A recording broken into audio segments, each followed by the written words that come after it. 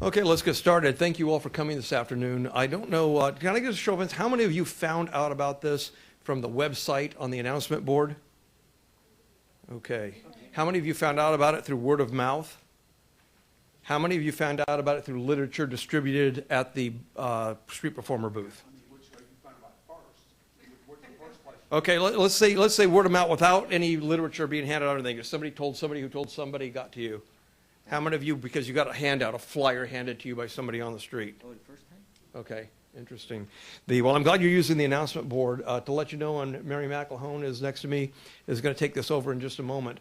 The purpose of today's get-together is to, one, go over some of the changes that you've already seen online. We were unable to bifurcate the rollout of the new lottery that has the space preferences. So what we did is we rolled it out, figured it sort of spoke for itself.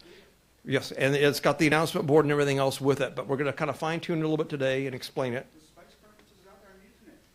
Right, that's what we're going to talk about. It's been up and running for a week.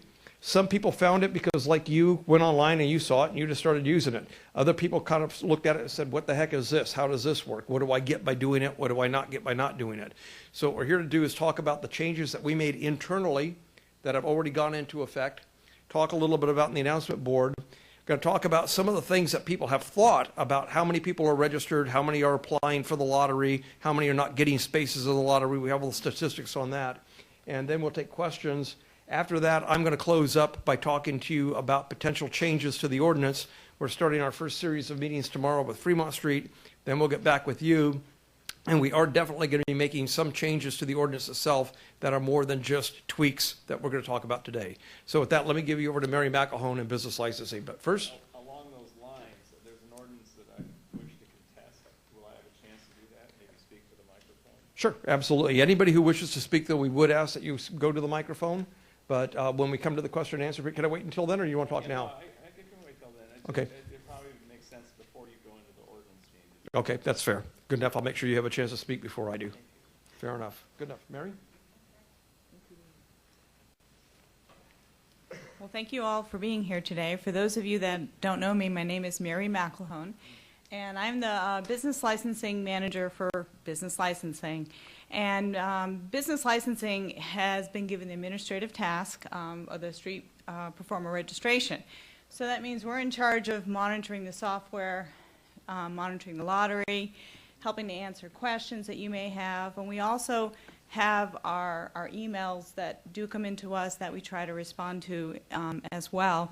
And the city shares the responsibility of manning the booth downtown, and so those days that it's our responsibility, basically that's our employee, our business license employee that is down there. I know a lot of you know Sean. I don't know if his last day is Thursday. We are going to be having a new individual down there in the booth, and she'll start on next Tuesday. So right now I'm going to talk to you about the software changes. So you will have an opportunity to talk about other concerns later on, but right now we're going to focus on what the software changes are, what the software does and what it doesn't do. And if you have any questions very specific to the software itself, please raise your hand and we'll get those questions answered. And before I start, my business cards are over here. So if I don't answer your question, or you think you might need some help afterwards or whatever, feel free to grab a business card. It has my email address on it, and it also has my direct line on it as well. So one of the things that we heard from you all is you don't want to go in and select 5 times the fact that you want to be opted in for all of the times. So this is one of the changes that we've made. Some of you have probably already seen this. You just have to select the first button, which opts you in for all of the times. And if you want to opt out for a particular time, you just go and you can just click, and it will remove the check mark off of that time. And then we have the preference zones. How many of you are now using the preference zones? Okay, so some of you have found the preference zones. And like Brad had explained earlier, the software, the way it's developed, it gets rolled out as a big package. So we had that announcement feature in there, but it also had all the other new software components. So it all got rolled out as one. So what's happening with the preference zones is you now have the option to select 10 preference zones, in order of preference. You can change these preference zones at any time, but just know that when that lottery runs, whatever is selected, that is applicable to all of the times. But if you want to change it the next day, you most certainly can do that. And if you change it in the morning and you change it in the afternoon before the lottery runs, you can do that as well.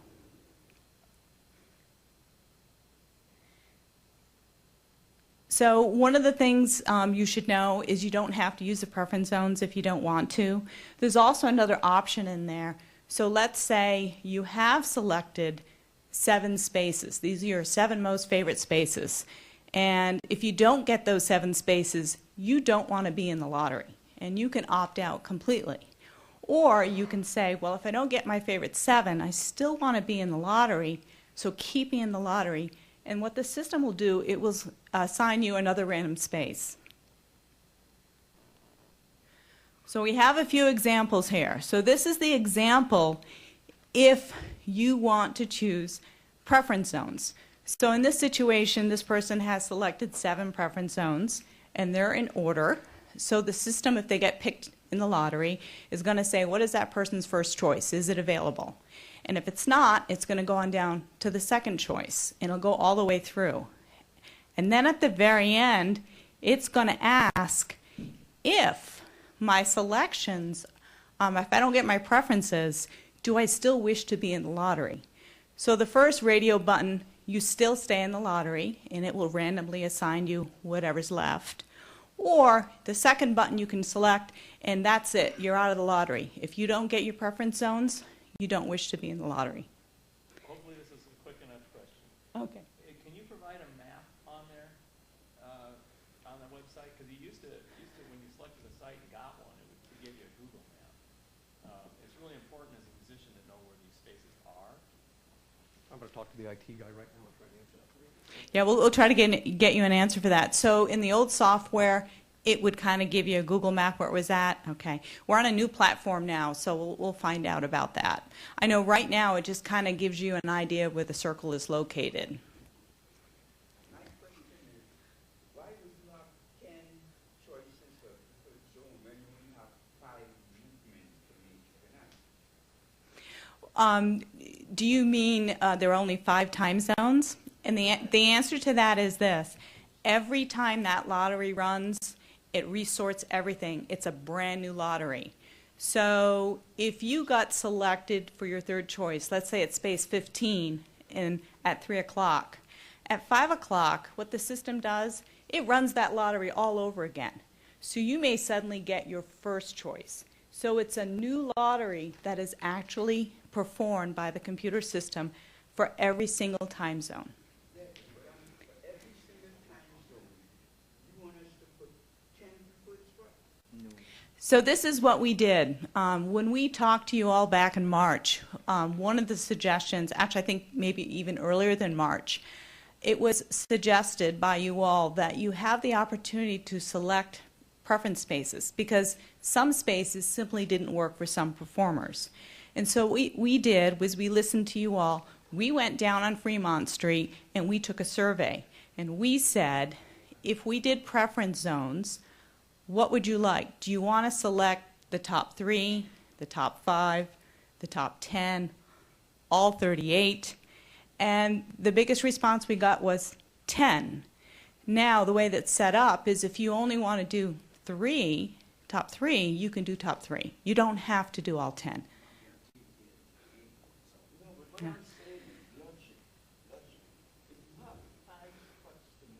It doesn't matter, you got 10 chances for 5 spots. You want 3 chances for 5 spots? That means you're not Okay. guaranteed to get any preferences, so more chances. Okay, we can talk after. Maybe I can explain it better. Okay. Request your next revision, it would Okay. be good if you could put, specify what time for the spot. I like to be the spot for Carl Ferris, but not when he's there. So I would do 3 to 5 and 9 to 11, but not when he's there. Well, we talked about that, and what he's suggesting is something that has already been brought up, is that to have the preference zones for each time location, because at 3 o'clock I might want to be in space 15, that's my favorite choice, but at 7 o'clock at night I don't want to be there. My favorite choice is maybe J. And right now, programmatically, that is a very difficult thing to accomplish, and because this is in-house developed software, we're trying to take it one step at a time. So this has only been rolled out for a week. We want to make sure that this is working well, and then maybe down the road, that is something that we could entertain. But I can tell you right now that our programmer, and again, we're doing this in-house, has told us that that is very complicated to do. Okay. Well, we're gonna Let's do this. If I first. could remind everybody. Okay. If I could remind everybody, not everybody could hear the questions, and so if you raise your hand, I'll come over with the microphone and give it to you. Let me answer the real quick question. Can we put a map up here? The answer is yes, and we could do it a couple ways. We could have a separate button that just said map, or we could happily have a hyperlink on this page where it says take me to the map. And if we do that, if that looks like everybody's getting the thumbs up to that, that'll take you to a map that you can zoom in on, pan across, look at all the circles and all the numbers before you make your choice.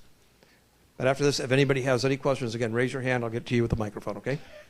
Sorry, Mary. So the other thing you need to remember is if you look at this screen at the very bottom, it says Save Preferences. If you spend the time to select all 10 and you don't save them, the computer will not save them. And if you take the time to save 10 and you go back and you change those 10 and you don't save your update, it won't save the update. So every time you make changes or the first time that you add preference spaces, make sure you use that button or else it's not going to save them. Mary, I think we have a question. There may be a glitch in that preference part when you save it. I saved it at one time, then I decided to clear all preferences, it would not save. So then I selected one, and then at the top where it says it's been saved, it would save it when I pick one. But if I wanted no preferences, it would not save it. Okay. If you can take my business card and send me your information, because those are things that we need to know about, that we need to keep track of. And again, this is new software, so maybe there are little things that we need to take care of. Once you do the save selection, you save your 10 spots. You click save them. Okay, you leave yourself in the lottery. I got all that. Do you have to go back and still have to enter yourself into the general lottery on all the time slots? Is that right? That is correct. You have to do both every day. No. You don't. You only have to opt in every day. So once you've saved your 10 spots, you're done. They're saved. And the only thing you need to do is to opt in every day. Okay, that's what I wanted to know. And those will be saved. I won't save them every day anymore. And that's a very good question. Yeah, that's a good. So this is another someone else's preferences, and their preference is that they have no preference. They don't care where they are at. So they've left all of the preferences blank. It says no preference, but if you look at the bottom, the radio button that is selected is keep me in the lottery. So if you do this, that means you don't care where you're standing, but you just want to be included in the lottery. Okay, this next one is for someone who says, I don't want to be in the lottery. I don't want to be in the lottery at all. I just want to do first come, first serve. So you don't have any preferences, but that radio button at the bottom, that's where you're going to check not to be included in the lottery, that I'm going to do the first come, first serve. So let's talk about first come, first serve a little bit, and I know some of you may have some questions or concerns about this, and we'll get to those later on. But for now, the rules for first come, first serve have not changed. So if you don't choose to be in the lottery, or you ask to be in the lottery and you don't get a time, you don't get a space, then you can still do first come, first serve. But there's two caveats to that, two big ones. The first one is if that performer who is assigned to that space shows up, you have to leave the space. The other one is that you have to rotate. So if you're in that space, first come, first serve at 5 o'clock, at 7 o'clock, you do have to move on. So this is right now the opt-in and the hours, and the lottery hours are going to change. They have not changed yet. This is something that we are talking about doing in the next few weeks, and you will have notification before this happens, either with the hand notification, with the online announcement system, or with the flyers that should be passed out. But the idea is to to extend the hours that you can opt in. So you can start opting in at 8 o'clock in the morning and to have the lottery run earlier in the day. The booth will still remain open. The hours will still be the same for the booth for the time being. On the first come, first serve option, if the lotteried performer does not show up and you're a first come, first serve, is there a time frame allotted for that performer to come, or is it after 15 minutes or after a half hour? If he's still not there, he can't show up too late? I'm going to address Brad? that in a minute. As of right now, there isn't, but that is something we're going to discuss when Mary's done. Thank you. And as a reminder, you can register and you can change your preference spaces anytime. If you want to do that at 3 o'clock in the morning, you can do that at 3 o'clock in the morning. Also, business license, we're here to help answer your questions. This is our phone number. This is our email address. And then you can also go to the booth during the booth hours, which is any day, including Sundays, from 2 to 8 o'clock, and the people down in the booth should be able to help you. That's my business card also. If someone can't answer your question or you're having a difficult time, feel free to contact me and we'll see what we can do to help you out. So one of the things that we did talk about in March is we started to talk about registrations and how they were going to expire. This is something that's actually in the ordinance itself, that your registration is only supposed to be good for 6 months, and at that point in time they are going to expire. We talked about how we were going to accomplish this with the software, and we've made a decision that your registrations are not going to expire. So you don't need to go through the process of registering again. So everything is going to continue the way it is. If you see a date for expiration, just know that that registration is not expired. However, one of the things that we now can do is we can disable your registration. And we know that there are problems going on out there right now with duplicate registration. So the new software, which again, it's only been 7 days, has some additional tools for us, some additional reports. So we have a better way of identifying duplicate registrations. And we can go in and we can disable those duplicate registrations. So when you sign in as a new registrant, you'll get this warning in red letters where it says it is a crime to have a duplicate registration. If you have a duplicate registration and we've disabled it and you've tried to log in under it, you're going to get this warning as well. So just know that you're not allowed to have duplicate registrations, and we do have some better tools available to identify when someone has registered more than once. Michael, can you come down to the mic, or do you want me to run over? I can speak loud enough. The people that have duplicate registrations, from what I can tell, aren't in the room right now. I don't think that most of the people who have as many as 24 registrations aren't here right now. They don't participate in this process, but they were working the deal. And just from observation, I kept wondering how these same groups of people kept getting 2 spots continuously all through the hours. And, sometimes, obviously the thing's free, so they move over, but it's like the same people in the same spots continuously, especially between 4 Queens and the end of Gold Nugget. And there's just no way statistically they could have got the lottery that many times over the last 6 months. But it's funny, the ones I know that do that aren't in the room right now. So. And you should all know that in the last week we disabled about 100 duplicate registrations, and we are on the path to do more. And if we accidentally disable somebody's registration, they can contact us, we can talk, and we can re-enable their registration. So we do have the ability to reactivate it.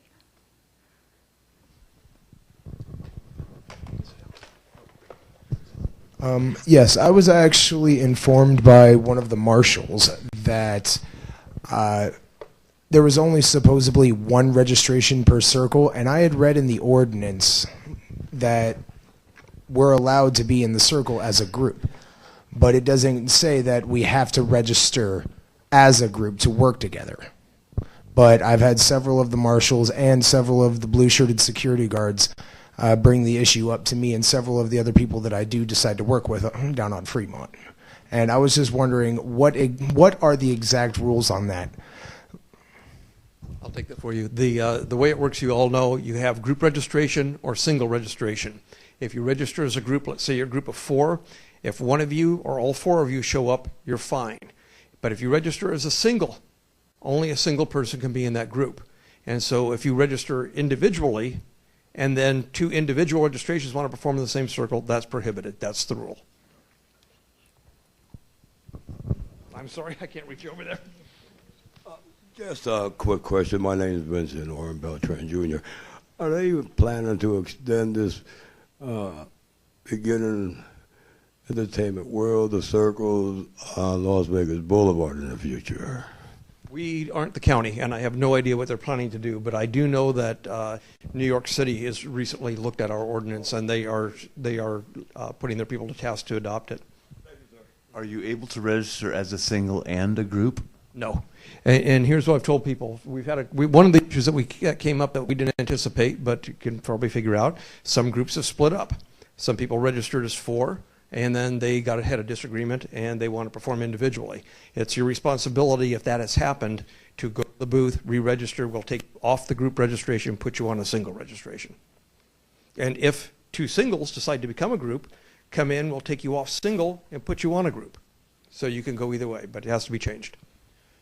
The way it's currently operating, people will just perform sharing a circle. People who have their own individual registrations will simply, like, for instance, a balloon twister and someone who's making flower art will stand, and while they're not registered together, they will perform from the same 6-foot circle. That is what happens now every night, all night long. And it doesn't seem to be a problem. I think if you were to fix that, you'll actually be having about half of the performers not have a place to perform, that they've now found a method where they can work with people of like performance, and you'll be halving again the number of available performance spots if we enforce it the way you just explained. Yeah, I understand that, and I appreciate that. I'm certainly willing to discuss it. I really don't have a preference one way or the other. I can tell you the downside that we have seen are people jumping into other people's performance circles and feeling bullied, and they let them perform.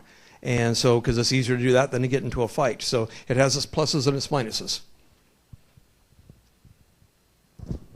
Now, with that same note, they also have the option of going to any of the security guards, both the Fremont Street Experience and the Busker Security, or even one of the marshals or Metropolitan, if that is happening.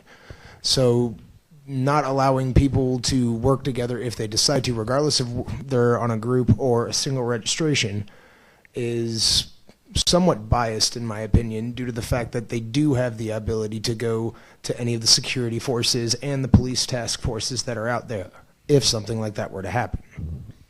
I tell you, again, I don't disagree with you, and we don't really have a dog in the fight. We want to make it work, but let me save that discussion for a moment. I'd like to see Mary get through this. If there are any questions on this, I will address that when I get up, because we are talking about some ordinance changes, and one of them is what to do to more fairly allocate the empty circles, and it might be the same for people who want to dual perform. So, okay, if you can wait until that portion, I sure appreciate it. I appreciate your patience. Questions on Mary's presentation right now. I'll get down to you in just one second. Good evening. My name is Victor, and thank you for this audience. It's very important for us. I just want to say something quickly. You know, we've been working inside those circles.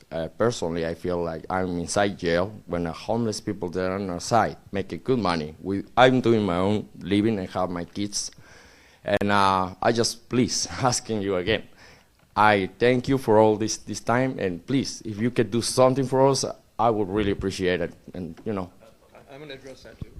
I'm going to address that too when you get to me. But right now we're on Mary and just what she's talking about. So if it's a question pertaining just to this. Yeah, I have a question. I was wondering how could it be possible that the circles can be removed? Yeah, that's a philosophical question we've been having for the last 6 months or more. Let's save all the ordinance stuff to the very end. We're going over just right now, just the changes to the lottery, okay? So can we just do that? Okay. Your new method for identifying multiple registrations, does it involve IP address matching? And do you take into account that many of the people who are performers live in weeklies and in fact share internet accounts? What it does is we have the ability to search for, when you register, we're basically looking at identifying information. So it may not be necessarily the IP address, because you can register in multiple computers. I would like to say this. We're not using But- IP addresses to directly answer your question, and for the very reason you said, we don't know who's on a public computer. Multiple people do that. You could be in the same household. More people can do that. You could go down to City Hall and use a computer. We'd never know.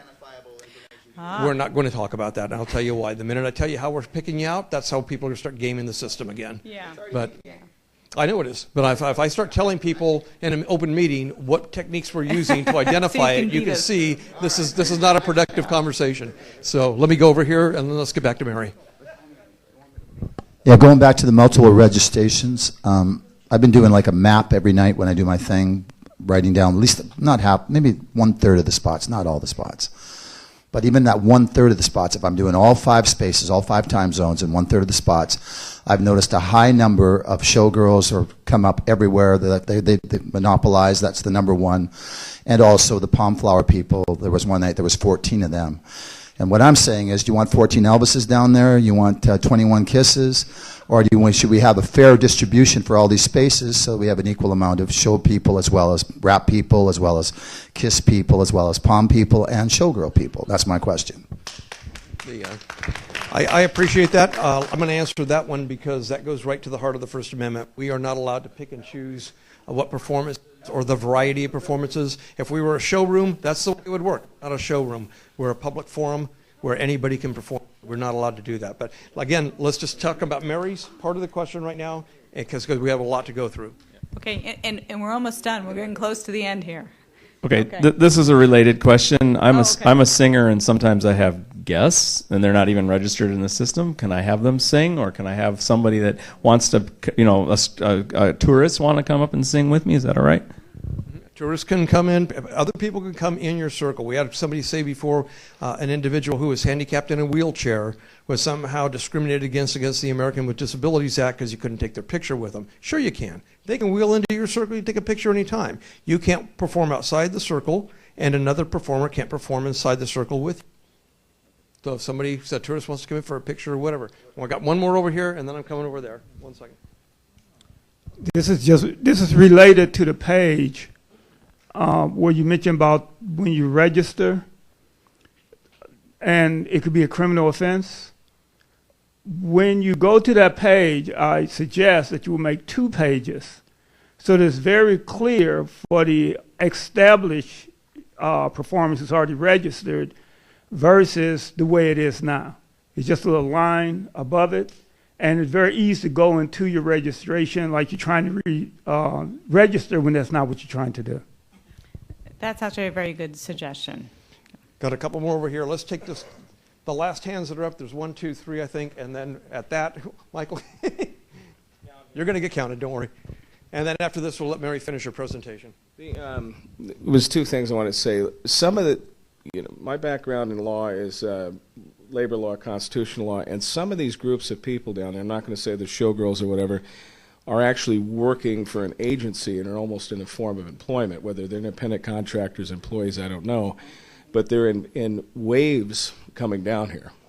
And then they've been producing documents that say they have a circle when they don't. They did that to me one day when I had right in front of me with my registration number. I had to argue it with them. But they're actually managed by somebody, and there's maybe 15 or 20 of them. And the other question is time, place, and manner we've discussed in the law, but when people come in and out of a circle, when you tell them that this performer can't come in, are you not controlling the content of the thing? Like if somebody wants to sing with me while I'm playing guitar, or just something comes up. Because that was the restriction the city had. They couldn't control the content. So something, what's the word I'm looking for? Improvisational happens. That happens out there, and that's actually very entertaining to everybody, but we don't want to break the law doing that, but vice versa. We don't want the city to break the law by controlling content. I understand that. Michael's question goes kind of one of the heart of the First Amendment, says that we cannot be content selective. I don't believe we are content selective, because what we're saying is a registered performer can't perform in a circle that's already being used by a registered performer. We don't care about that content. Nor do we care about the content of somebody who's not a registered performer coming inside that circle. A non-registered performer, you can sing, you can dance, whatever the person who has a circle wants to let you do is fine. We don't care about the content. So we care about the registration, and that's it. Mm-hmm. By your definition, as soon as they sing or dance, they are required to be registered, even as a tourist. That paragraph you wrote, if they pose, if they dance, if they sing, if Right. they laugh, they're... Well, like I say, I understand. I say we know and you know what performers are and what performers do. And if you want to have the ability to have tourists, and that's what all of you have indicated to me, join you in the circle as a person performing when a magician says, who wants to be part of my act? And who wants to hold this? You could make that argument. We could take that position that nobody in any circle at any time except for that person that's registered. But I want to have that conversation in a moment. I really want to let Mary get through the part of the registration. She's almost done. So if there's any questions just on the new lottery, this will be it, and then we'll get Mary finish. In reference to the lottery, a lot of the other performers that I've spoken to, and actually several of the tourists that I've had the pleasure of meeting while I've been out on Fremont, have made the suggestion to me of, instead of actually putting into the lottery, make it a completely first come first serve basis, to the point where you don't have to actually register in the lottery, but you are still required to have your registration tag to prove that you are a registered performer on Fremont, and still keep with the same rule of rotate every 2 hours, so on and so forth. But instead of having the point of, I get there at 5:30, someone who's registered to that spot gets there at 5:45, and then I have to move and go look for another circle. Instead of that happening, if I get there at 5:30, I'm there until 7, and then at 7 I move. I appreciate that. That goes to potential ordinance changes, which I'm going to get to when we're done with Mary, and I will address that. Okay, I've got to let Mary finish, and I will get you first, I promise. Go ahead, Mary. Okay, other changes. Right now, when we first did the software, it would not prevent you from ending up in back-to-back circles or zones. Now the system should prevent that. If any of you experience, you get selected in the lottery and you ended up in back-to-back spaces, please let me know. Please let us know. The system should be doing that. We also have, as we already discussed, the new bulletin board, and some of you have already experienced this. If we have your email address on file, and when you registered, if you gave it to us, when there are announcements like this meeting, when the lottery runs at night, whatever we have newly posted will be emailed to you. And so one of the things we also plan on doing is, when there are, and we usually get those once a month for the following month, which spaces will be excluded, like let's say for June, we can send those to you all so that you'll know way ahead of time the spaces that will be excluded. So if some of those spaces are your preference spaces, and you know that day is coming up, maybe you do want to make a change. So we do plan on sending that out. Sometimes we get last minute ones, and we can't do much about that, but the ones that we do know ahead of time, we will be sending those out in an email. And again, your email is key to that, but if you don't give us your email, if you go to that announcement square, it's going to pull up all the emails that are on record. And you'll see that announcement square on the screen, and below you'll see all the announcements all lined up. Okay, isn't that contrary to the whole concept of preferred spaces? Because really, preferred spaces is 1 or 2 or 3 spaces. Probably 1. If you really prefer the spot, that's your preferred spot. Now, if you have a system of preferred spaces, why would it say that you can't be in that space on consecutive periods? You know, unfortunately, down on Fremont, they do have special events like NASCAR, and there are times... Well, here's the reason. Okay. The original concept of the entire system was to have rotation so nobody monopolized a space. And so we anticipated with 38 spaces there'd be more than 38 performers, and you didn't want any one performer to have a prime spot for more than 2 hours at a time, so everybody moves at those 2-hour intervals. I recognize that if you want a prime spot, and you might only want because I know I know the spot you want because you're in there every time I see you. And I appreciate that, and that works really well for you. And fortunately, I think not a lot of people find that spot the most desirable spot. So probably not a lot of competition for it. But in order to give everybody an equal shot at a space that many consider prime spaces, there has to be rotation. Without rotation, this doesn't work. In that case, then the whole preferred spaces concept is kind of... Well, here's the deal, and again, let me just go back to what Mary said earlier. If you don't have to pick 10, remember, we did a survey before we changed the lottery, and the survey showed not just a plurality, a majority of people that responded wanted a choice of 10. And so that's why we came up with the number 10 as opposed to 5 or 3 or 1. But you don't have to pick 10. You have up to 10. As Mary said, you can pick whatever number you want. If it's just 1, you pick it. But I understand what you're saying. If it's first come, first serve and nobody's there, you may have to move back and forth between 2 spaces. But I understand, and I understand. But if we do it any other way, it allows monopolization of a space. What about that sax player who keeps monopolizing that one spot in front of Denny's? We're talking about Carl? You can use his name out loud. He actually pays rent to the Fremont Street Experience, and he is got a business license. He was there before they put up a canopy. A native told me once, just annoying people with his Kenny G music for 20 years now. Well, that's not accurate, but that's okay. It doesn't really matter. It doesn't really matter. I've been here for a lot more than 20 years, and Carl wasn't there back then. But anyway, let's let Mary finish. She's almost at the end, and then we'll get into a lot of things you want to discuss. And hopefully you're finding that the new website is a little more user-friendly on your smartphones. Hopefully that's been a better experience for you all. Okay. And the last big change is we have this new space verification.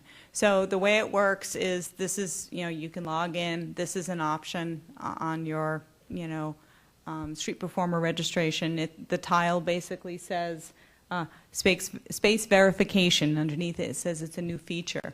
And the way this works is if you put in the space number, like in this example, we have space number 12. And this is from today. Space number 12. This will tell you who is supposed to be in that space for all 5 of the different time zones. And in this slide, it only has the first 2, but on that page, it does have all 5. So it's a quick and easy tool that anybody can use who is supposed to be in this space. Under space verification, if someone is performing in a circle, and a performer comes up to them and says, okay, this is my spot, it's reserved for me. Is that performer who claims to be the spot is reserved for them have any obligation to show their badge number or prove that to the current performing performer? And the answer is yes. They should be able to prove that that is their space. They should be able to show. It is a requirement in the ordinance that you display that street performer registration. Some people, I know it can blow away pretty easily, and some people attach it, but it has the number on there, and you can verify this. Yeah, I know what you're saying. Is there a requirement in the ordinance that if you say, prove to me that this is your spot, they have to tell you? No. Is there a requirement that they have to carry that registration with them? Yes. And what I'm saying is this. I am performing in a spot. At 5:30, someone shows up, says, this spot is reserved for me.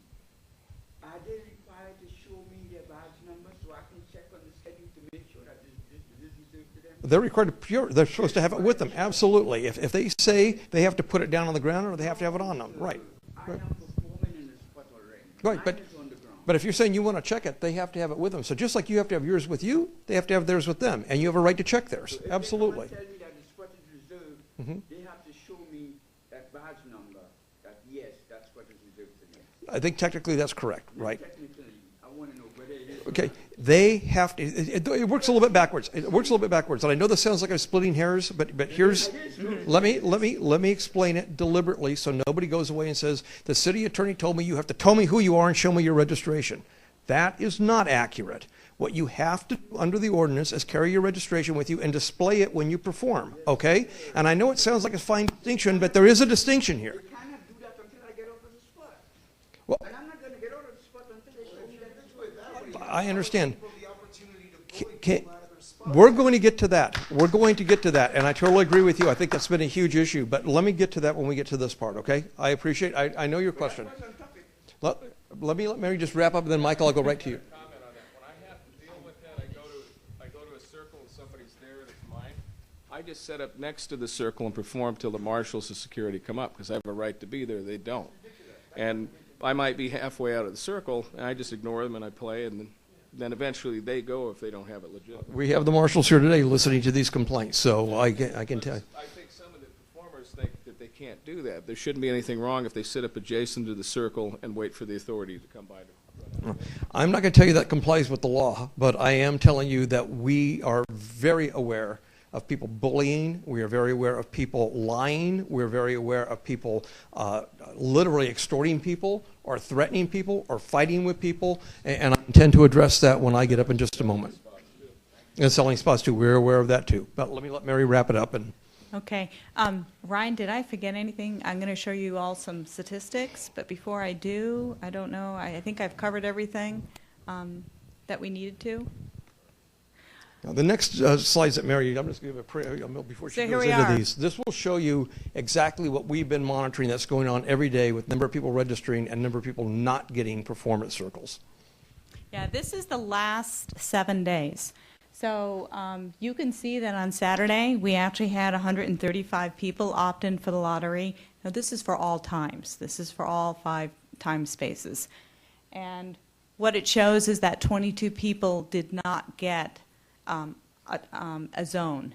So this is just to give you an idea of how many people are actually opting in and how many people are ultimately not getting a space during a day. And this is the last 7 days. And then this is also data that again, this is all very recent to us based upon our new tools that we have available to us. So you can see by time the average number of people opting into lottery. So the most popular time is at 7 o'clock. The least popular time is at 3 o'clock. In the last week, the average number of people opting into the lottery at 7 o'clock, again, this is the average, is basically 114. So before I pass this back to Brad, does anybody have any questions just on the software and how it works?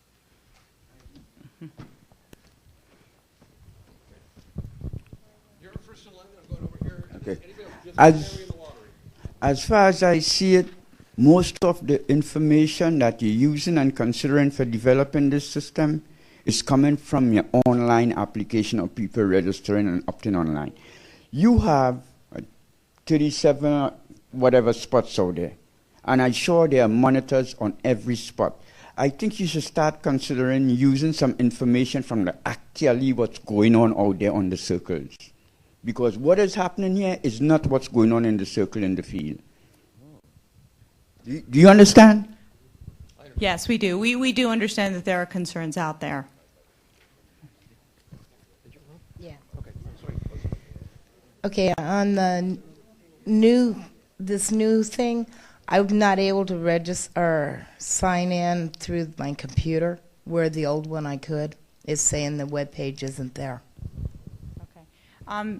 Sometimes it's a compatibility issue, and it's probably not so much our new software. Can you even get to the New City website? Okay. Why don't you take my business card and why don't you contact me, because there are ways to work around that compatibility problem. So if any of you are experiencing that, there are certain tools and things that you can do that can help that. let me say too, from my own office computer, Mary's been with me when I try to log in the system. For whatever reason, I can't get in using Internet Explorer on my computer. On my same computer, I use Google Chrome, and I can get in.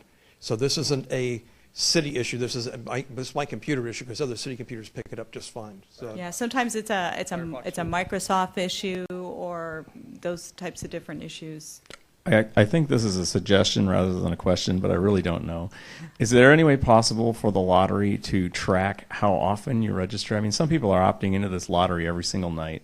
I'm one of these guys who wants to come down and do music maybe once every 3 months. And this is why I don't gamble in Vegas. I was one of the 22 Saturday night out of 150 that didn't get a spot. So. And that's a good suggestion. I mean, as we move forward, we're always coming up with obviously new ideas, but we do have some new reports available, and we'll probably be adding to those reports as well. So then that's a good idea. Okay, I'm going to turn this back over to Brad. Now go easy on Mary. I'm going to give her the microphone to go around. Okay. Okay, for those of you who came late, that entire PowerPoint is hard copied and it's up front. If you want to take one home with you, you're welcome to. I'm not going to go hand them out right now because I kind of want to get to the meat of what I came to talk about. Before you all speak, let me just say what I do understand. I do understand there are people illegally registering, and sometimes as fast as we scrub them out, they jump back in. We think that we've gotten better at getting them out, but I can tell you one of the techniques that we use only gets us so far. And I think Michael was exactly right when he said those who are the problem are not here today. I think a lot of people, because I know some of the people who have multiple registered, and I know they're not here today. And I know they probably got a little surprised when they logged in one day and said duplicate registration, access denied. We will start very soon. If they jump back in, they will be cited. And they'll have to go to court and have to explain it because we're done with that stuff. And I've already informed, I'm sorry? Go ahead. If the registration is anonymous, how will you catch, like even if you know someone too, how do you know who that person is? I have a way, it's not a perfect way, but that brings me to one of the things I am going to tell you that where we're at. And it's not a place I wanted to get, but it's something that we are going to discuss.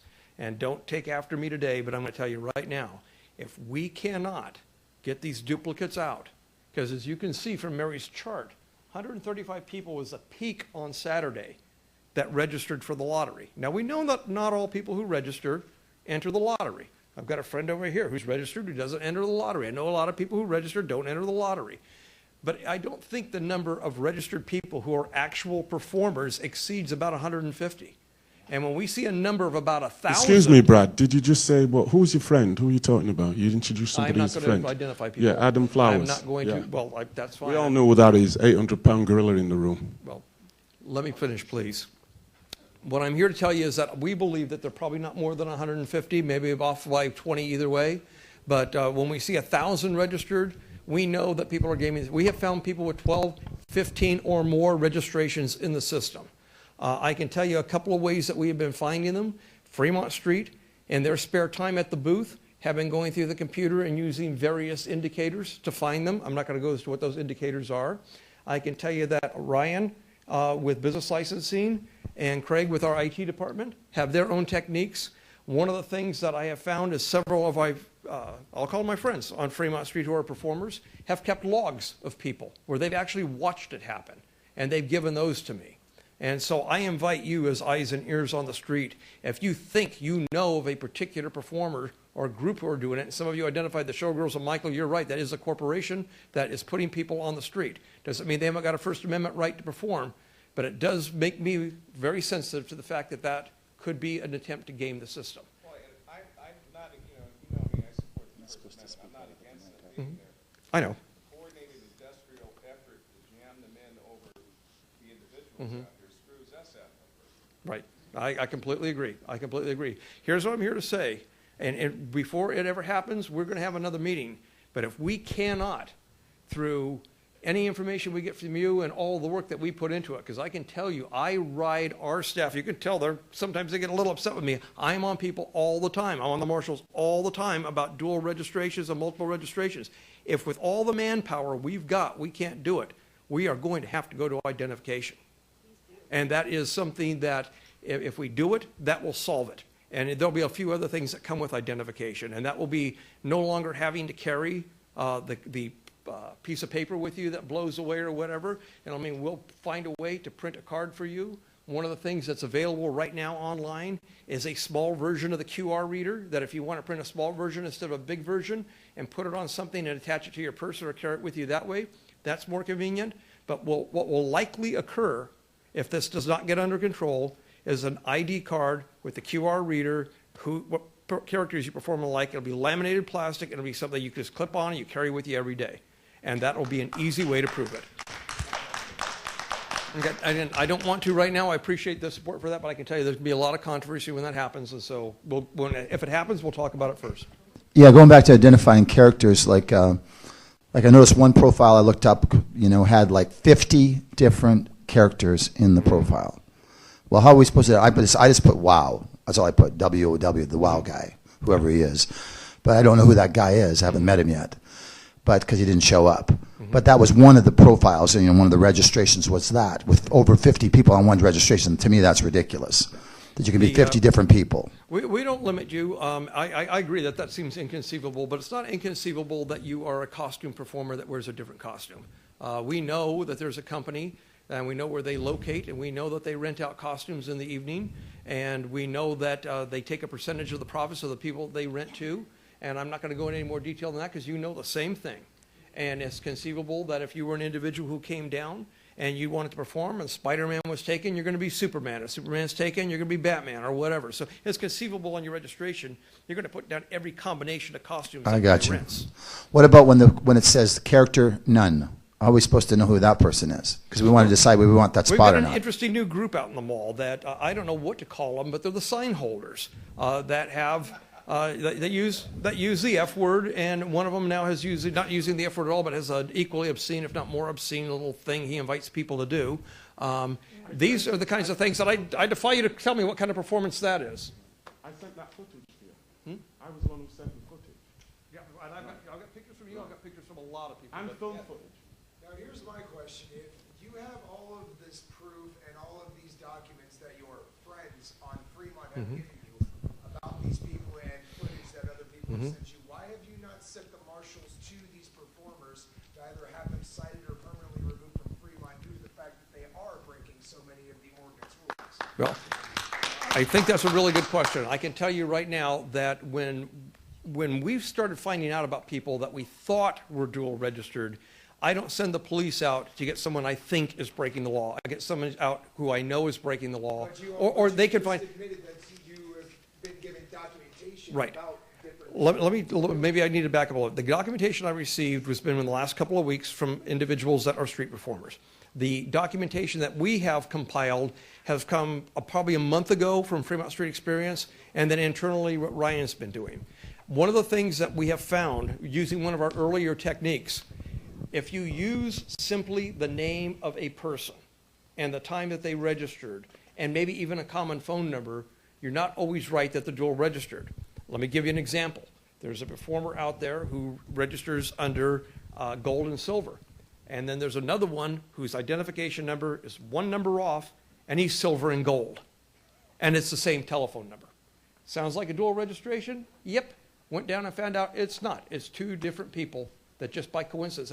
So remember, we're talking about First Amendment rights here, and we're not anxious to strip somebody's and certainly send a marshal down to issue a citation.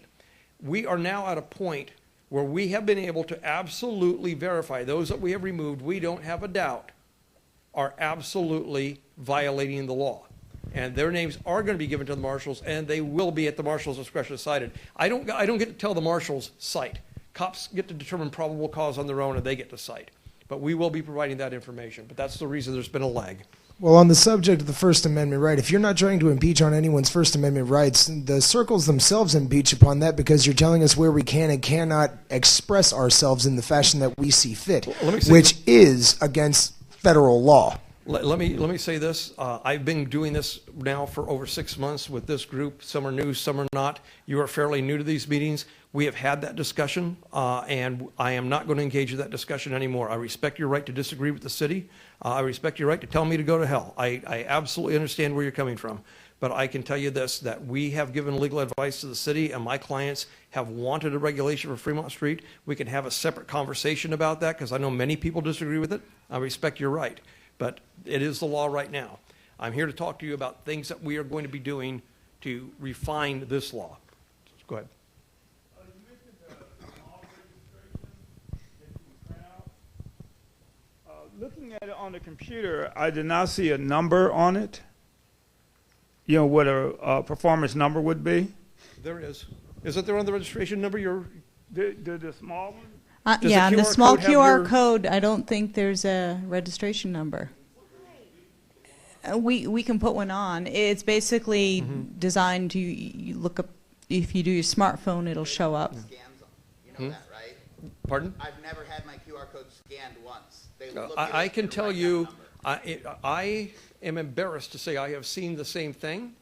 I have been yelling loud and hard every chance I get at everybody who has the authority to look at those, Fremont Street and whoever, that has to be done all the time, and it has to be certainly at the top of the odd hour when there's a change in performance circles. Honestly, to be perfectly honest, my QR code gets even checked probably 20% of the time. When I have a spot for 2 hours, security never even comes and looks at my registration. You're preaching to the choir here. I totally agree. I'm just I letting you totally know, agree. If that doesn't have the number's really only useful to each other, so we know if someone's trying to cheat us. So if the small QR code doesn't have a number, it's not useful to us. Yes. To identify who is trying to take our circle. I understand. Right. Go ahead. Are we at the position where we can openly discuss matters to do with the ordinance? Because I know Mrs. Oh, please, but please, a little bit of respect, if you don't mind. Yeah. Here we are. Have your little 5 minutes of fame. So here we go. Well, hold on. No, I was interrupted. I was just trying to speak. You did say speak. I tried to speak. Thank you. I get paid for it. It's talent, which you haven't got. Now, can you mind? Order on the floor. I'm not going to give you an unlimited amount of time. but Here's go what I ahead. want to say. I want to keep it brief. My name's Scarlett Ray Watt. I'm a professional ventriloquist from England. I've appeared on the BBC all around the world. I'll get straight to the point. That's right, loser. Be quiet. All right. I just want to say, since you've come into the conversation, Adam, there's magicians down on Fremont Street, such as Mr. Flowers there, who are actually selling DVDs as donations, really. Now, I've spoke to Mrs. McClone about the business. You told me the last time I was here that performers were not allowed to sell merchandise. But Mr. Bigger Than Universe here seems to think you can get away with it, and he's your friend. Now, secondly, I want to say something. Please, are you ready? Can I? Do you mind? Do you mind if I finish out? Or do you want the microphone? Right. All right. Do you mind? Tell me, have I got the floor or not? Right. Right. Can we do you mind? please? This isn't let's eat each other alive meeting. This is a meeting to do something productive. No, Scarlett has a point. If he's a 501(c), why does he need to be in a circle? If that's the case, he should have his 501(c) displayed and can stand anywhere that he desires. Can I respond to this very simply? I don't care what you are. You can't sell things. You can ask for donations. Last weekend, 12 people were cited for selling things. We have business licensing out there undercover. We have marshals out there. If somebody is selling, including Mr. Flowers, is selling without a license, there's a problem, okay? He knows that. We all know that. If you ask for a donation, you're fine, okay? But the point that is trying to be made here at the moment is the 501(c). If he's supposedly a charitable organization, why is he forced to be in the circles as well, being someone who would take up an extra space in the lottery who doesn't need to be there? I've had people say this before. I don't know why anybody thinks the definition of performer is different for a 501(c)(3) or a 501(c)(4) or a 501(c) nothing. It is street performing is street performing. That is a status you have with the IRS. Has nothing to do with us. Has nothing to do with us. I've got a question. I've got a statement. When I came in here, on your screen it said busker. It said busker. Your definition of a busker is someone who performs for donation. Performs. Not an employee, not a corporation, an LLC, or a 501(c)(3. Not employees from a company with showgirls. Not employees from a company with costume characters. A busker. That's what we are here supposed to be. Buskers should be in the circle and no one else. He is not a busker. He is a representative of a charitable organization. Well, we'll just have to agree to disagree. And with the 501(c)(3, that would technically make him an employee of that organization. You know, personally, I don't care. I'm also for commercial freedom and commercial liberty under the First Amendment with everybody out there. And one of the problems that we have is when only the buskers, which is a term, is derogatory. If you go back and look at the history, it actually comes from the term streetwalker, almost like a hooker, 400 or 500 years ago in Spain. So that's why I've always... Italy, I'm sorry. That's why I've always been opposed to the word busker. We're public performers because we're performing in public under the Constitution. Now, we have all these different people in here, but only the street performers are regulated to this, you know, invisible cell per se, which violates equal protection under the law. And like Brad, I know you know my position on this, and you know I'm trying to work with the city on this and obey the law and also defend the Constitution. But we have all these different people. The guy with the FU sign, the a-hole sign, they're outside of the circles soliciting donations. I turned them in the other day. They were doing it. I'm not opposed to them getting money. Not opposed to them selling product or anything. It should be a free market where we can all do business and get out there. But meanwhile, you've got the flower people who are manufacturing, by labor definition, are creating these products on and off property, manufacturing, and bringing them out there. And I would say they're not performers, therefore they shouldn't be contained in the circles under the language of the ordinance. They should be allowed to go where they want, which opens it up for more people. And one of the problems is when I organized the union for these guys, I signed up 185 of 215 that were here a year ago. So there's just a little over 200 of us total that are regulars out here, and the numbers you displayed up there would probably concur with that or be just a little less. How can we tell the sign holders and the flower makers you don't have to be in a circle, freeze it up for more performers, because we're the ones restrained right now. Let me say this. They consider themselves performers. They have registered. The sign holder, the FU guy, actually is registered as a performer. He doesn't consider himself a person just expressing free speech that doesn't need to be in a circle. He considers himself subject to this ordinance, which is odd. But I can tell you... I had a confrontation with him. He said that security encouraged him to sign up, and he had to be there. I've tried to talk to him. He's actually a young kid that's a little scared. I think he's probably homeless. And I said, you don't have to be in the circle. So 24, I think, Friday night, he was out of the circle, and I was asking him, are you going to use it or not? And he was taking pictures outside the circle against the Slotzilla sign. And I said, if you're here, you got it, but if you're not here, can I have it? And the tourists and I actually got in a confrontation because they thought I was harassing him. And I said, no, let me explain. By the language of the ordinance, he should not have to be here because he's just holding a sign. He's not actually performing. However, like the rest of us that are in the room, we're actually performers in one degree or another. They're standing there holding a sign, just like the, I hate using the word homeless, but like some of the wheelchair people that are out there, the older guys, they're just sitting there holding a sign saying veteran or whatever. They're not necessarily performers. They're staggered through the thing. And that actually breaks it up a little bit. But the main thing is, if let's say, I think we have an average of about 150 or 200 people that want to perform at any given time out there. We have 38 circles. On an average, there's maybe 8 to 12 flower makers in those circles in the prime hours.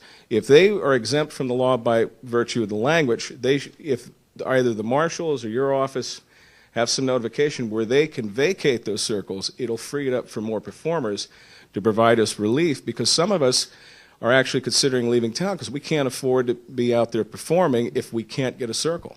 I can tell you this, Michael, 12 of them were cited last weekend for selling, for conducting business. Now, Mr. Jerbick, I'm going to leave now because I was rudely interrupted. But the last time I was here, well, the time before that, the distinguished Lady Mayor said, I've got it on film. She said, Scarlett, help us.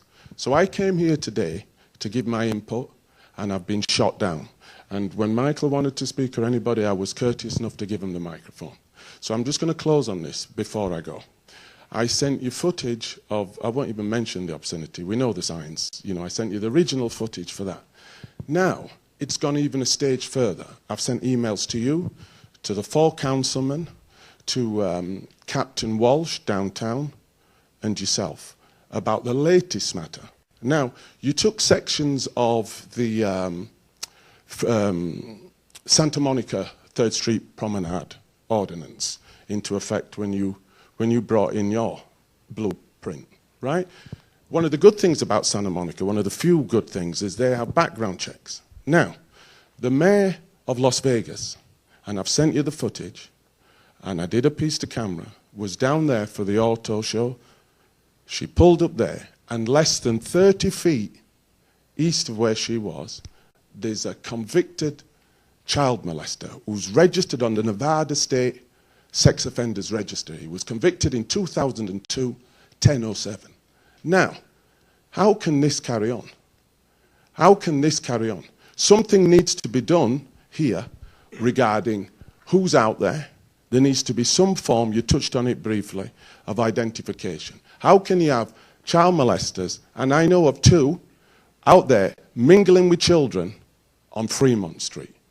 This is the things you need to look into.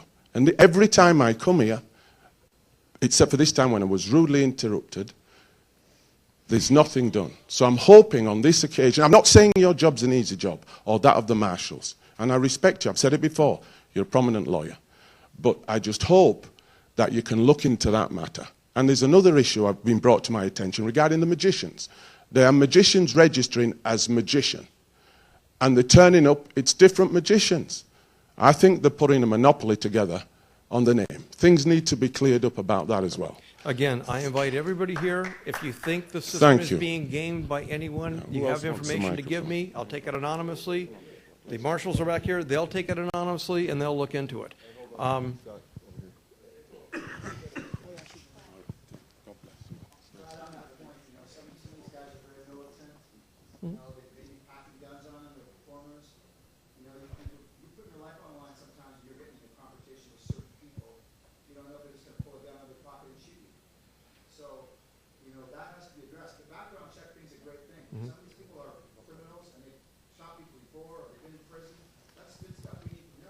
I understand. Let me say this, and many of you know it. Whether you agree or disagree with the ordinance, the city made a really good faith effort to put something together that we believed was constitutional, and we didn't do it in a vacuum. We actually, instead of fighting for the last 15 years, we worked together with the ACLU of Nevada in putting this together and had them review every page. You may disagree with them too, but I paid a lot of respect to what I believe to be the law in the Ninth Circuit where we live, and I paid a lot of respect to the case law that I'm aware of. One of the things that I'm aware of, it kind of blows both ways. When Scarlett was just talking about people on the wall and talking about registrations and background checks, we had talked about that. You even heard one of the council members doing adoption say, why can't we do a background check on people? There are prohibitions in the law the ACLU would disagree with and I would disagree with, not because I think it wouldn't be a good idea, but because I know it would never be upheld as constitutional. One of the things we know is that when you are in a public forum, and the Fremont Street Experience is a public forum, we cannot do a background check before you express a constitutional right, because the U.S. Constitution and the judges who review it look at your speech almost the same as they look at our founding fathers protesting the British 250 years ago. Pardon? Well, there's a lot of things here, but let me just finish. I just want to say that when it comes to people who are sex offenders, this appears to be an issue that Scarlett took on. That's not my business. But what I can tell you, unless there's a law that says as a sex offender, if you are one, there's a distance separation from schools or parks or something like that, I can't keep you out of a traditional public forum. And that includes the Fremont Street Experience. There's absolutely nothing I can do, even with a full background check. You talk about people with weapons. It gives me heartburn every day, but we live in a state that has an open carry law. You can actually strap a pistol to your waist and walk down the street with it. Nobody can do anything about it. We have other laws that say you can carry them in public buildings as a matter of right in some cases. These are things that I have to live with, and I don't think it makes us any safer, but I didn't write the laws. I'm sorry. Michael, did you? Go ahead. So we're 990, and we're showgirls. And Michael, just for the record, we don't work for a company. You know. I know you. I know you don't. Yeah. But you know some do. Some do. Fair enough. And it's pretty apparent because they wear a sign on their back with the name of the company. Mm-hmm. Makes it pretty easy to tell. So regardless of that, we really like this new system. our numbers are up. We're doing great. We're able to stand other places. We don't have to stand next to people that are undesirable to us or that we don't want to stand next to because maybe they do more business than we do, although we're not doing business.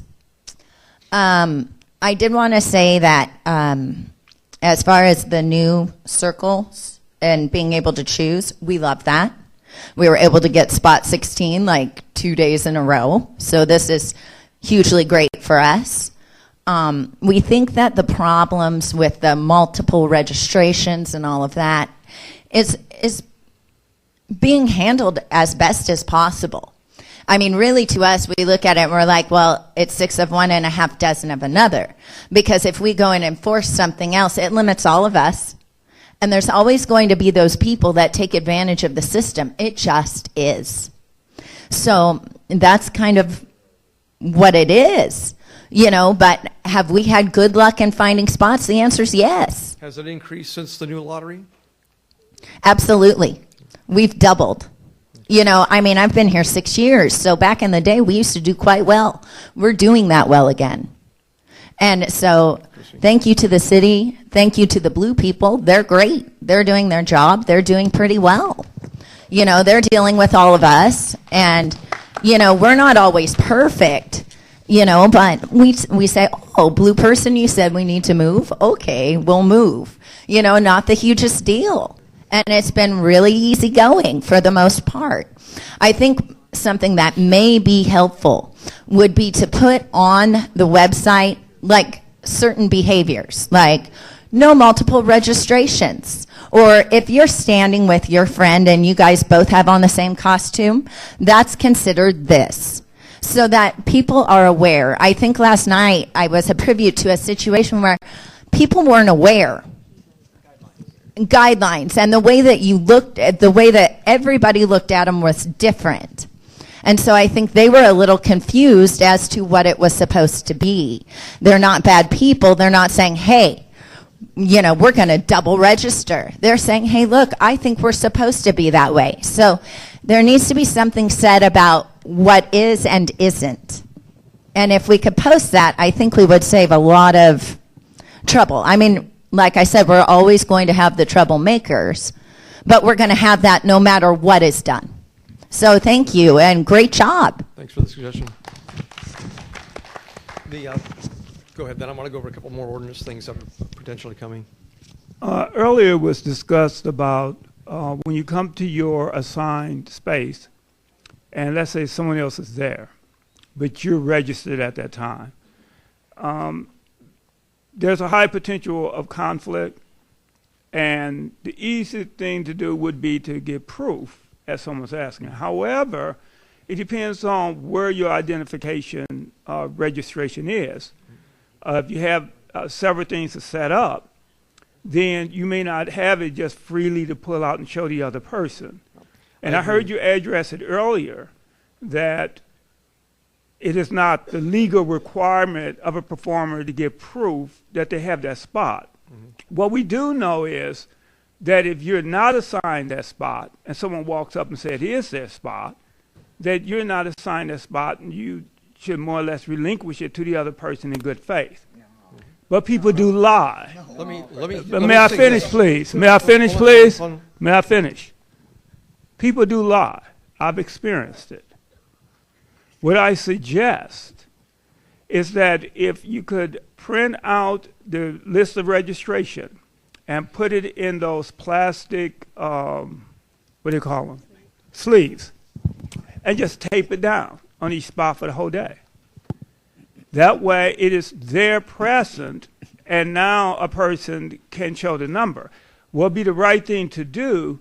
I also suggest that maybe a wristband, or again, the small registration has the number on it, so then we could print that and have it readily available to show in a different form rather than a bigger one. Let me jump in here real quick, because my friend who plays let me please, I think I can help right here. One of the recommendations is not only going to be to have a different form of ID, whether it's identification or not, but you'll have to display it to anybody who asks for it. So that would be you. Yeah, because see, one of the things we should remember as human beings sharing a planet, every right comes with responsibility.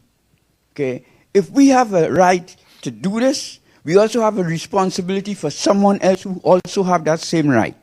So if I come up to you, it's just common human courtesy to tell you, when we meet each other and we don't know each other, we shake hands and tell each other our names. It's the same thing.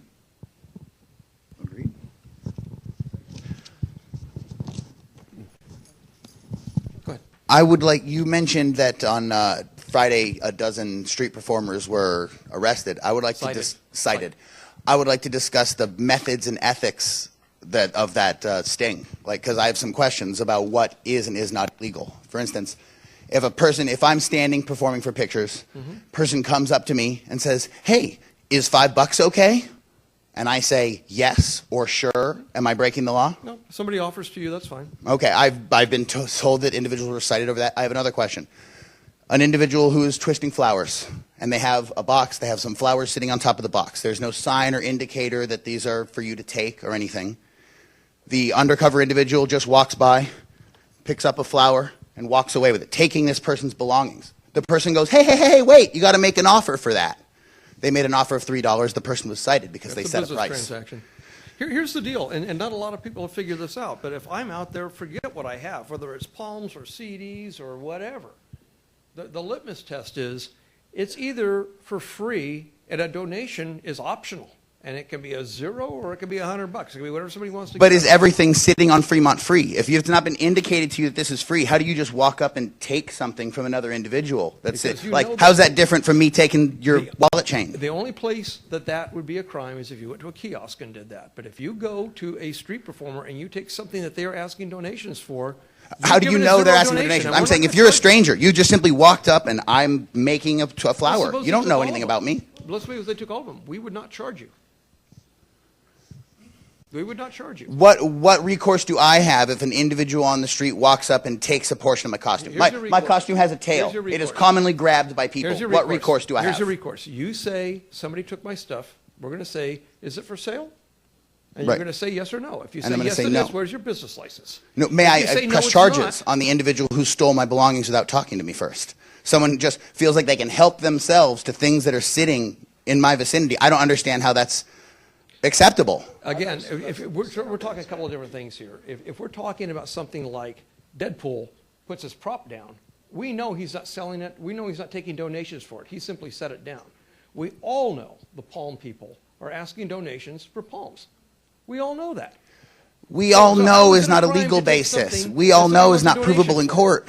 How is it a crime to take something somebody takes a donation for? Well, you don't know the thing. My point is that if you have a sign that says palm flowers for donations, or you have a sign that says, please help me, I live under a bridge, or there's some indicator that you are trying to make trade with me, then I understand. In this case, this is just a homeless-looking guy sitting next to a cardboard box, and on top of that box, there happens to be a palm flower sitting. There is no indicator that is free for any individual who wants it to take it. Okay, well, let me say that we're not going to sit here and debate hypotheticals. I gave you the answer I'm going to give you. If you're out there on the street and you're taking donations for something and somebody just takes them, then they can do that. If you have CDs for giveaway, for donation only, I can take all of them and walk away with them. Absolutely. If I indicated that they're for donation, what if you just think that Deadpool's costume is for donation? Like maybe this is for donation, right? I just take this from you and I'll just walk away. I just don't understand, sir. We're getting nowhere with this, but let me just say I got a lot more to address that I think is going to make you happy because these last answers haven't clearly. Well, it's just controlled theft, and we're paying, our taxpayer paying someone to walk around and steal from street performers. And then Exactly. I don't understand. Because on several occasions, I've had people come up to me and take my props out of their holsters and things out of my hands and walk off with them. And I've approached Metro and the marshals on several occasions, and their exact responses to me have been, well, you're a performer, expect that to happen. Well, I wasn't there. If that was said to you, they're wrong, okay? They're wrong. And I've even asked to press charges to several marshals and to several of the Metropolitan police officers, and every single one of them have completely shrugged me and blown me off on the situation. If they said that, they're wrong, okay? You clearly pose for pictures. You do not sell guns or toy guns. Well, how is it that we're going to be able to fix this? Huh? How is it that we would be able to fix this then? Well, I'll talk to them. That's why we're here. I train the police officers, okay? That's all right. Now here, seeing as you are a lawyer, here is my question: if I were standing there, let's say he and I are working together in a circle, and he and I are just sitting there conversating, and someone walks up, snatches my pistol out of my holster, and walks off with it. I'm well within it. If that's the case, everyone knows that I don't take donations for my own prop weapons. I take donations for the pictures. So if that's the case, I have every right to haul off and physically harm this person if that's the case. You've just described petty larceny, which is a crime, and the person who committed it against you should be arrested or cited for it. And these officers back here know that. So if you come across a situation where you can identify that ever happening and a police officer telling you they're not going to take action because you're a I can actually give you 3 separate dates right now. But you let me know names and numbers and I'll take care of it. I don't know the names of the officers, but one was on July 4th of last year, Halloween of last year, and then New Year's Eve of this year. All I'm saying is I'm telling you from me to you in front of all these folks, that's petty larceny and that's a crime. Okay? I can't make it any more clear. Okay. Well, I'm here just to represent the city of Las Vegas to all those tourists. They come and visit us. That's the income of the city, right? So I'm not gonna show up like a, homeless or this or that, whatever it is, and make this city ugly. That's the impression that tourists they have of Fremont sometimes. When they see those homelessness to us, I'll say I work every day. I sweat in every day for my bread. Like this country has been made since the first to the last president and always. So this is my request, please. Work with us as we work with you. Please. I agree with that. You don't know probably how hard it is to be there, like all this family right here. Honesty, quit your job for a week and come do what we do for one day. That's what it is. And see then And bring honorable the bread on the table. And I'm being facetious. I got an extra Spider-Man costume. Hey, let me hold on. We have somebody else who wants to talk. Let's share the mic. I'm sorry. Do you mind? Real quick, we'll go him and then over. Go ahead. Sir, my name again is Vincent Orrin Belcher Jr. Do you have a business card? Yes, I do. Could I have one, please? I'll get you one. Thank you, sir. Keith, can you call upstairs and have Sissy bring down some of my cards? Okay. Going back a little bit, talking about the palm flower artists, in what I've observed and working as a balloon twister, the way I've always understood it is the tip is not, or the donation is not for the product. The donation is for the performance of seeing it made. And whether it's balloons, whether it's jewelry, whether it's palm flowers, if you bring it with you and set it up, then you're selling it, plain and simple. Mm-hmm. But if you are making it and showing the art in front of people, then that is the performance. And that is the big difference between people who are selling and people who are performing. And there are palm artists who are performers, and there are palm sellers. Mm-hmm. And there also used to be balloon twisters who were sellers, but I haven't seen them in a while, so that's a good thing. But that's exactly why there were citations last weekend. Exactly, and I think that this is an example of one of the positive benefits of the process that has been evolving. It has been a work in progress. I think most people here realize that no law is perfect the first time it's written. And this is a great open forum. There has been a lot of positive give and take, and I've seen very little negativity from the city on this attitude. Individuals representing the city, whether it is security, whether it is individual officers, that I have seen on an individual basis, there is some prejudice, but that is not on the whole. And it's something that can only be worked with, and if something happens to you that is a problem, make notes, time, date, description, badge number. If there is a problem, it can't be fixed unless the people above them know what's going on. So unless they get the proper information, there cannot be an improvement. That's right. Thank you for saying that. Let me real quick say a couple more things about this ordinance, because I want you to know I'll close with a couple of thoughts.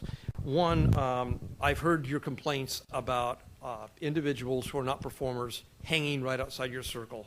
Some of you called them homeless people, some have called them vagrants. I don't know what they are, but they're not street performers. One of the things we're looking at changing is creating a distance separation from those people from your circle, so that when you have a circle, you have to perform inside that 6-foot circle, and perhaps there is a distance separation of 10 feet or more from another individual who is soliciting from your circle. They have distance separations from kiosks, they have distance separations from doorways, they have distance separations from ATMs, and I don't have a problem running a distance separation from your circle to give a little more space for that. On that note, can I say something? Yes, please. Because I draw a decent crowd. People have a little happy zone there. And Denny's, particularly Denny's, and the 24/7 magazine people, they have their people come right in front of my crowd to hand out the flyers and the discount coupons. They would be excluded as well. So they will be included? They would be included in that exclusion. So nobody within your 10 feet, unless it's somebody, if it's anybody else soliciting, either leafleting or holding a sign for money that's not a performer, or sitting in a wheelchair saying, whatever it is, 10 feet from your circle. So any First Amendment speech that's not street performing with registration at 10 feet from your circle. And the other one is this first come, first serve that we've been doing right now. There's a few, we'll get to you just one second. First come, first serve that we've been doing right now. The biggest complaint I've heard is we've tried to avoid the problem of fights and competition and battles and lack of proof and bullying and stuff like that. And at the same time, we hate to see a circle open without a performer using it to express their First Amendment rights. How do you balance that? Well, the way we've tried to do it is this first come, first serve concept. Somebody's not there, you get to use it until they show up. Of course, I've heard stories of people showing, I've been there, when someone showed up an hour and a half after the top of their time.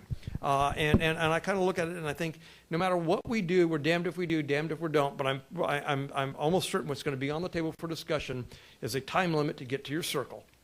And I think the time limit's going to either be between 15 minutes and 20 minutes. It's not going to be more than that. And after that, that circle will be up for grabs. So that partially identifies when a circle is free and when it's not. The next part of it is, if we do that, if we put a time limit on it, the next thing is, how do I prevent two people from getting there at the same time and having at it over a circle? And the way we're thinking of doing that is whether it's through the booth or some other mechanism. You will know a circle became available because we have people on that street that can say 15 minutes, 20 minutes, nobody there. They flash it in to our people. We put it up. You have to go to the booth now and say, that just came available. I want it. And then you sign up for it, and we know you have a right to it to replace the person who didn't use it. That's what's being discussed right now. It puts a little bit more of a burden on somebody to do it, but it beats the hell out of running up and down that street looking for an empty spot. You go right to the booth, find it right there, sign up for it, and it's yours. Why is it a problem for a person to show up an hour and a half late? Like, you got the circle for the hour and a half that they weren't there, and now they're just going to take the last quarter of their assignment. So yes, you have to go find another circle for a quarter of the time. You didn't have to for the last quarter. Right. It's not a problem except to this extent. We want to make as many performance zones available as often as possible. The problem is you have just taken a space, and for an hour and a half, it's like somebody not showing up at all. You show up the last 15 minutes, you show up the last 10 minutes, where do we draw that time limit? As we discussed, say I've got a drum kit, and I have it set up on spot 22, and now it's time, and I have spot 1, all the way to the event. It's impossible to, literally, it would take me an hour. But see, you're arguing now. The discussion I think you're raising is, what's the time limit? Should it be 15 minutes, 20 minutes, or half an hour? It's inconceivable. It'll take longer than half an hour for somebody to move from one end to the other. Come work with me. Some night come with me, and we'll set up a drum kit. And it's insane how long it takes to move stuff down there. Fair enough. I would suggest making it a time limit for someone to show up. 15 minutes is more than enough time. If you go to a job,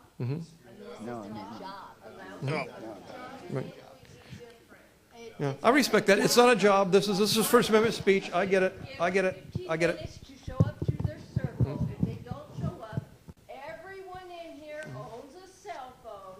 They can go on their cell phone and grab that circle. I don't own a cell phone. It's not a job, though. No, I respect that. Yeah. Well, a lot of the time, if I sign up and then things happen, you get a flat tire, you have a business call, you have this, you have that. Things happen. I like the luxury of knowing, I have spot 16 at 7, so what at 7:30? I'm going to go out there. I'm going to take Nope. that spot. Before and another someone comment. else will be there till I get there and then go find a new one. Bef- And bef- what I'm saying is I'll that come back. I haven't had a trouble finding a different spot. Okay. Before Maybe I've had to walk up and down one time, but that's it. Before another comment, I just want to show of hands. How many would like to see a time limit? Forget about what that time limit is. It could be 15, 20 minutes, 30 minutes. How many would like to see a time limit at all on circles and time you show up? How many want to leave it just the way it is? Okay, there's a few hands that didn't get it. Who's got a different idea? Okay.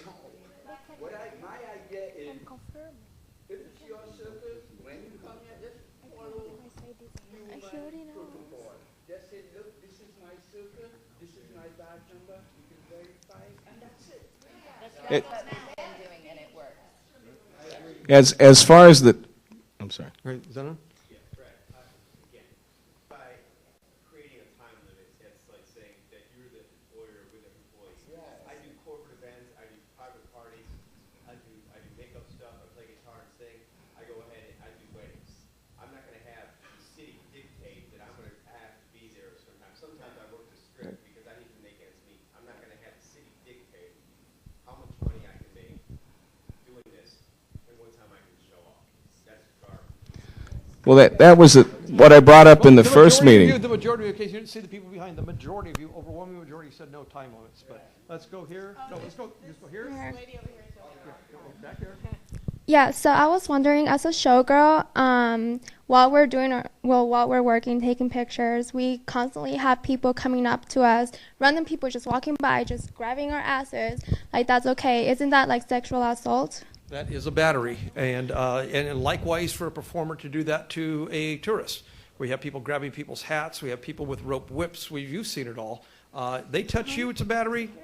You touch them, it's a battery. Yeah, okay? and I That's would it. tell security, and security would say, okay, we'll go do something about it, whatever. And I asked them, so did you guys do something about it? They're like, oh, no, we couldn't find them or whatever. But either way, they don't do anything about that situation because we have feel uniformed people here right now. I can tell you I know them, and they are very well trained, and we also have Metro out there. Metro's not here today. My advice is to tell a peace officer, that's one of our marshals or Metro, they're not going to be able to do anything if you can't identify them and give them a description. And you're going to be required to fill out a victim statement as well, and then it gets submitted for prosecution. But that is a battery, and somebody should do something about it if you're willing to report it. all right, thank you. Okay, up here, and then over to Sean. I would just like to see if there could be an opt-out site. Let's say she can only work 4 hours a day in her heels, all right? She gets a 3 o'clock spot and a 7 and a 9. Okay, so we could say, well, we don't want the 3 o'clock spot, to be able to check back in somehow and give up a spot, because we can't work that spot. We know we can't work that spot. Or if you get a gig come up the next day, you know you can't work that spot.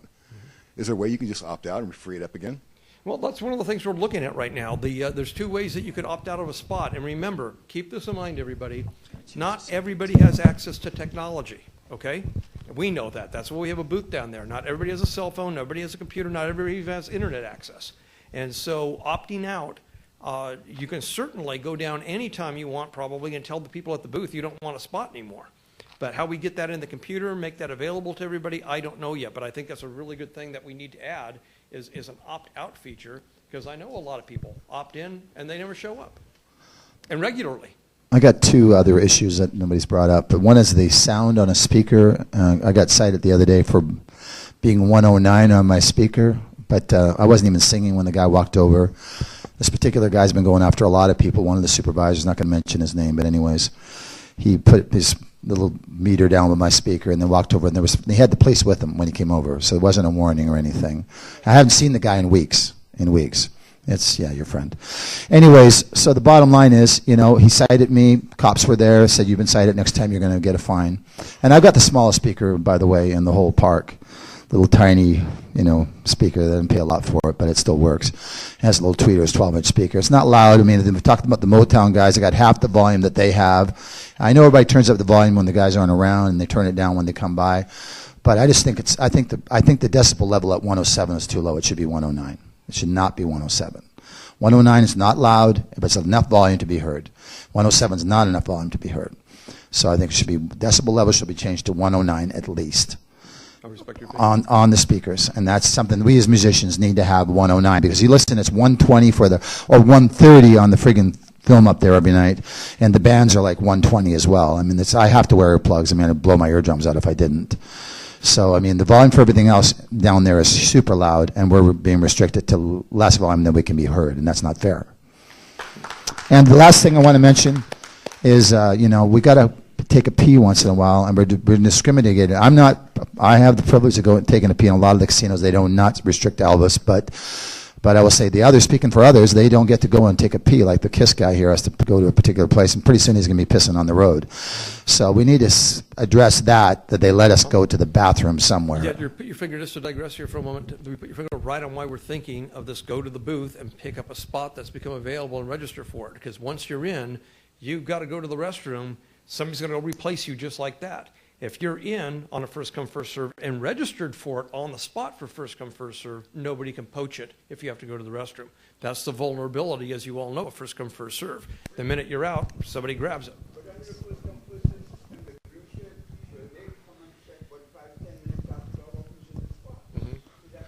But do they kick somebody out? If you have to go to the restroom and somebody replaces you, do they kick them out?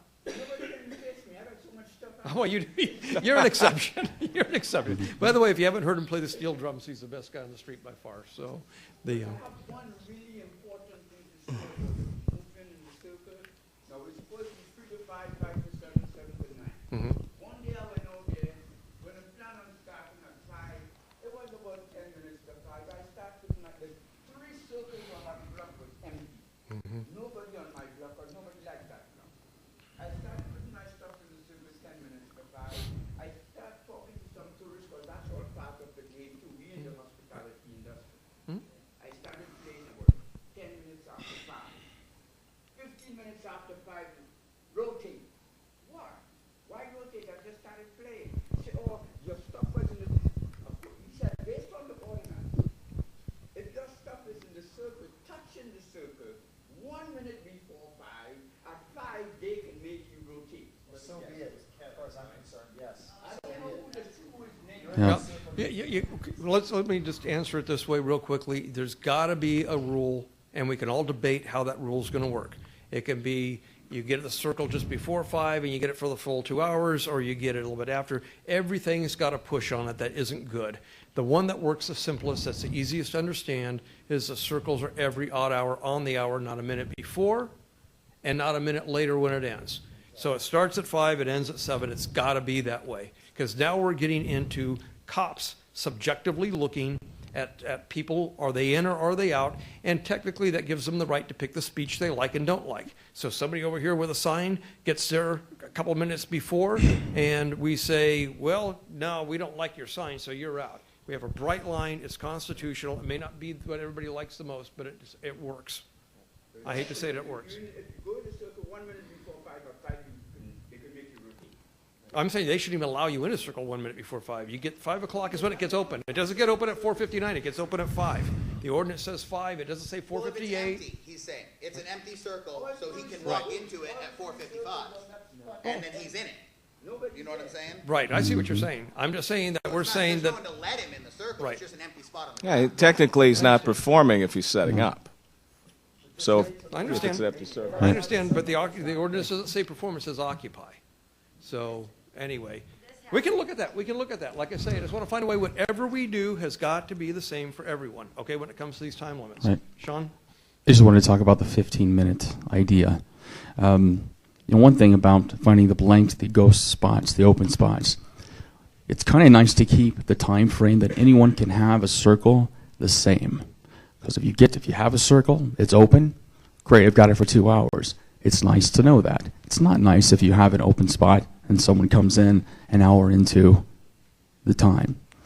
So something like the 15-minute thing, I don't really look at that so much as something the city is trying to, a restriction they're trying to place upon me. I kind of view that more as etiquette toward everyone else.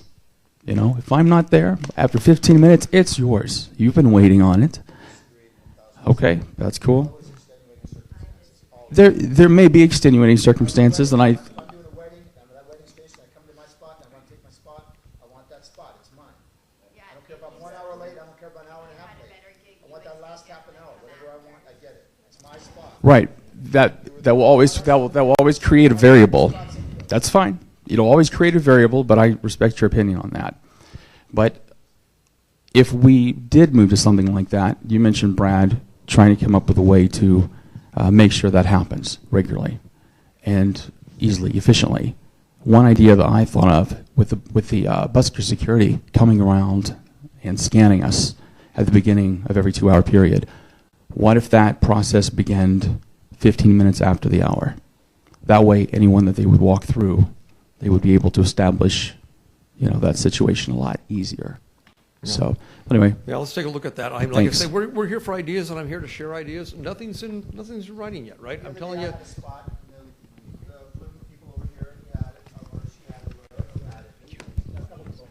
But I said, I'm not going to ask you to move. Didn't I say that? Yep. I said, you guys have been here all the whole time, and I got a half an hour left. Stay here. But I'm going to hang by the circle if you don't mind moving out or whatever, so I can take a picture while this last hour they worked with me. Everything was fine. Gotcha. Let me say this, Michael, I'm going to give you the last word because we have to wrap it up because the chambers are going to be used here in a little bit. There was a couple of things. I'll cram them in really quick. There's a couple of performers here that have come to me about the, what is Baker 7, I think is the code name, hassling certain people for sound ordinance but not others. Like the rappers are allowed to use 5,000 watt systems. Most of us use 100, 110 watt systems. But I've watched him hammer on certain people and not others when they're in the next circle over, when telling this guy to turn down when this guy's louder at 40 feet. I just wanted to bring that up because they've sent me some emails. Two, the issue with the bathrooms, if you have the management agreement as the city with Fremont Street Experience and all the casinos are on the board of directors of that, you're one group. If we're issued a lottery to be in front of that casino, we should have for that 2-hour time period the ability to use the restroom closest to us. And that should be part of a negotiation. I've had to get in fist fights with security guards when I'm in a stall and they come in and try to drag me out when I'm as a performer. And I don't bring my equipment in, I don't go in costume, and they go, well, you're a known street performer. And I say, well, you're next you're going to say I'm a known member of ISIS. Exactly. And it's a human need, and it's open to the public, and that needs to be addressed because it really, I'm over 50, so it's a problem. When I have to go, I have to go. And that's something that really needs to be addressed. We brought up the idea of porta potties behind the stages or maybe by the kiosk, somewhere to go at each end or in the middle. But also all the other problems we talked about where there's fighting over the circles and getting the marshals out. I brought up the idea of the light show having a symbol or a code number up above, right above the thing that's easy to program with their computer people at Fremont Street. That negates everything because right above the circle, it was like I'm 4,300, it would say 4,300. There's no argument. You don't even have to get the police or security involved. That would also go a long ways to legitimizing us as being out there. Like when I said the term busker means we're not like legit. The tourists would come out there and see we're all part of this symbiotic experience, the whole Fremont Street experience. And since we're compelled to get in the lottery, that overhead light show featuring our image or our registration number solves a bunch of problems. And it also says, look, Paul Stanley is in number 5. And if a tourist is walking, oh, that's where that guy is. It would drag, well, why not? Carl's got his picture up above. Other people. Very rarely yeah. a registered person who is actually in a circle. I think if yeah. you look, it's probably 10, 20% of the time. Mm-hmm. Well, I'm not saying it's a fatal problem, but there's no canopy over the part between Las Vegas Boulevard and 4th Street. Yeah, well, that would only be a half dozen spots.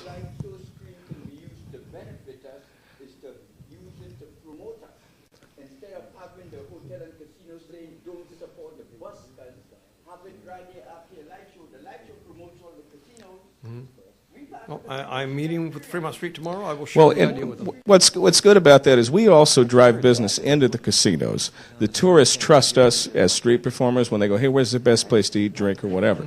Now, typically, wherever I'm standing in from, I shove them in that one. But that way, the casinos, there's 2 or 3 that are friendly to us. We could coordinate. We get more foot traffic in. They get more business. Everybody does well. And then rather than seeing us as taking business from them, we're cross-promoting each other. And maybe that's the whole point of us all being here, so we can turn this into a real machine where it works for everybody, everybody's happy, and that, how do I say it, that resource that we have, that overhead canopy, from what I understand, that was paid for by the city and some Parks and Recs thing. It doesn't really matter. It's paid for 3 different ways, but Fremont Street. Yeah, but what I'm saying, it's there, and it can solve a bunch of problems, and it can help promote everybody. Okay. Zitnan? I know. Yes. Here, here. I can go to Mermaids, I can go to La Bayou, I can go to, but obviously, those places are going to be closed. It's going away, If right. I'm in Space 3, I'm not going to go all the way down to Mickey Finn's to use the bathroom. I'm not going to go to Pizza Rock to use the bathroom. This has to be straight out. I will talk with Fremont Street tomorrow. Because I'm going to bring a purple cup and pee in it right there. I wouldn't advise that, but I will tell you. Gatorade bottle works better for men than a cup. Okay, you got the last word. Gatorade bottle. Truckers have been using them since they were invented. Now, I'm not in a costume usually. I'm just the guy insulting sometimes as myself, sometimes as Trump, so being in a spot doesn't work for me anyway.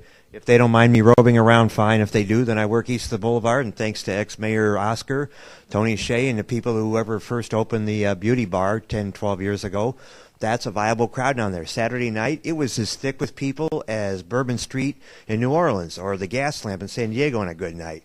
So, if you guys, if it's too crowded, you can't get a spot up there, see if your act works east of the boulevard. Most nights, some nights I make more money there than I do under the canopy. And I second the thing on the bathrooms. Got to do something about that. They just trying to drive us out. Well, if we make it uncomfortable, they'll all leave. No, we won't, because we like doing this. Even when I don't make any money, I still have a good time. I make people laugh, and I give them a unique Las Vegas experience. They're like, Mildred, this guy insulted my husband for $2. It was hilarious. We got it on video. That kind of thing. That's how we keep the city going. Thank you all for coming today. Believe me, we wouldn't be here unless we wanted to work together. I mean, I don't have to do this. I want to do this because I think it's the right thing to do. If you have information, let me repeat this. If you have information about the violations that we've been talking about, please grab a blue shirt, one of our blue shirts, dark blue shirt with a badge, grab a Metro officer and let them know. And if you have any ideas between now and then, you've got my email address. You know how to reach me by phone. Before any ordinance changes occur, we'll have another meeting like this and share them with you. Thanks. Thanks.